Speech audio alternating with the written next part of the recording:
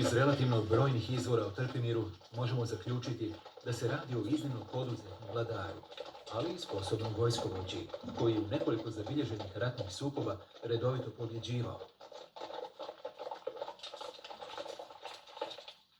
U želji da dokaže svoju teoriju o predestinaciji, Gottschalk nam ostavlja dragocjen podatak o Trpimirovu sukobu s narodom Grka i pritom naglašava kako je Trpimirova pobjeda bila predodređena, jer su, kako navodi, kneževi konji prije bitke zadovoljno rzali.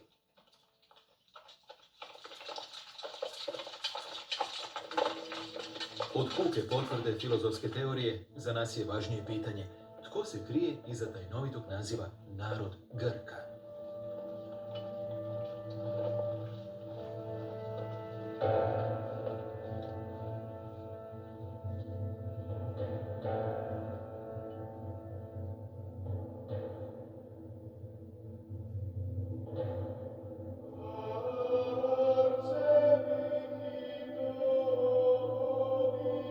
Do danas nam ostaje zagonetka na koga je zapravo mislio Gottschalk.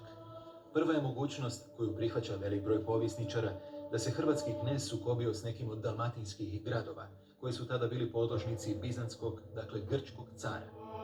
No, obrazovanom filozofu poput Gottschalka teško bi promaknula činjenica da se u dalmatinskim gradovima govorilo slavenskim i latinskim, a ne grčkim jezikom. Stoga nam se vjerojatnijom čini mogućnost da je Bizant, iskoristivši rasap Franačkog carstva, poslao vojnu ekspediciju na hrvatskoga kneza kako bi vratio izgubljenu prevlast nad dalmatinskim zaleđem.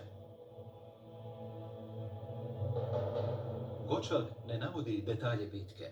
O njezinu tijeku ne znamo ništa, no u ranosrednjovjekovnoj ratnoj taktici postoje određeni podaci.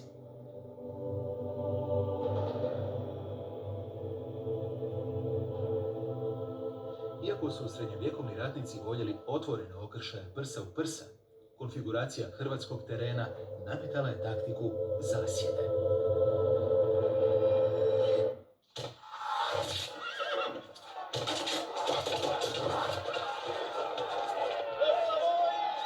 U tom slučaju, kao mjesto zasjede, odabrao bi se klanac ili nešto tomu slično, gdje bi napadač bio na povišenom položaju u odnosu na napadnutog. Najlogičniji početak napada bio bi udar streličara, koji bi, osim prorjeđivanja neprijateljskih redova, donosio najvažniju prednost – paniku.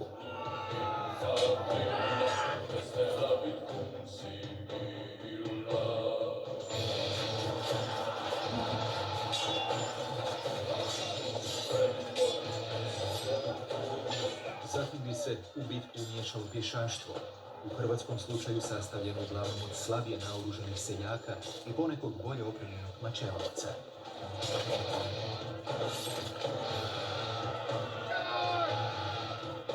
Izgled mačeva iz tog vremena dokazuje kako to oružje služilo prije svega za udaranje, a ne ubadanje.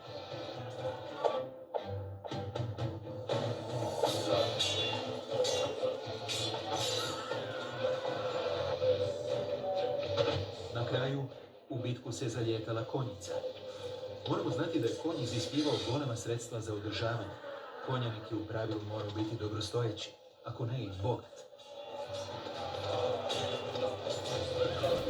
Važno je napomenuti da je u ranom srednjem vijeku vladar često sudjelovao u bitkama, kad se među prvima zalijetao u sukob.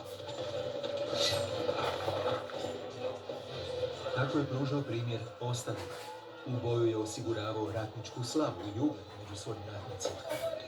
Iako nemamo nikakvih dokaza za to, nije teško zamisliti da se i Trpimir tako ponašao.